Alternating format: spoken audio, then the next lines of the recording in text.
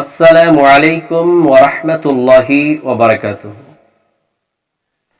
আমার দ্বীনী ভাই ও বোনেরা, আমি আপনাদের উদ্দেশ্যে একটা বিষয়ের উপরে সংক্ষিপ্ত আলোচনা ছড়ে দিচ্ছি। আপনারা মন দিয়ে ভিডিওটাকে দেখবেন।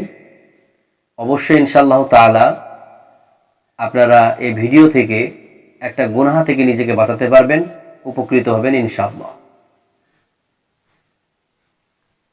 বিষয়টা হচ্ছে যে বর্তমান সময়ে নারীরা যে পোশাক পরিধান করে, তো নারীদের দুই ধরনের পোশাকের পছন্দ তাদেরকে জাহান্নামে নিয়ে যাবে।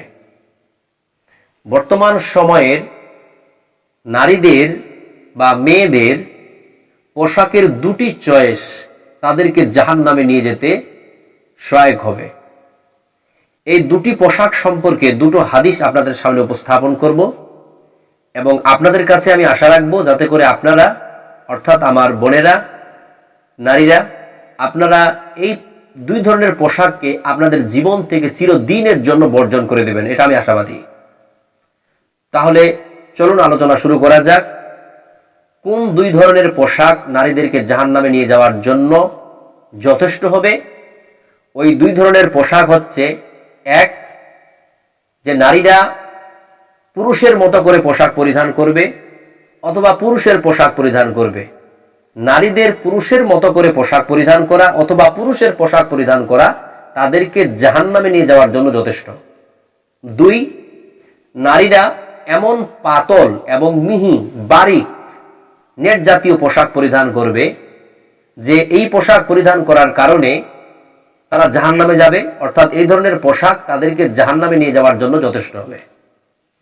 তো এই দুই ধরনের পোশাকের ব্যাপারে আল্লাহ রাসূল হাদিসের মধ্যে কি বলেছেন, তাই আমি আপনাদের সামনে এই দুই ধরনের পোশাকের উপরে দুটো হাদিস পেশ করব এবং হাদিস দুটি একদম সহিহ। এই দুটো হাদিস থেকে আমরা জানব যে নারীদের এই দুই ধরনের পোশাকের ব্যাপারে আল্লাহ রাসূল কি বলেছেন, কত বড় কথা বলেছেন, এটা আমরা স্পষ্ট করে আজকে জানতে পারবো ইনশাআল্লাহ।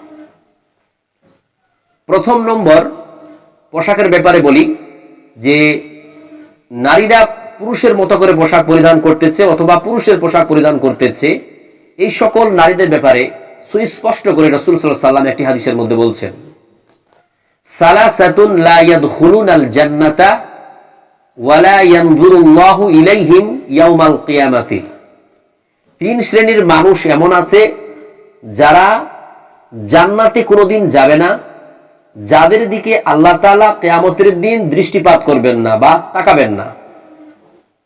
ওই তিন শ্রেণী কারা?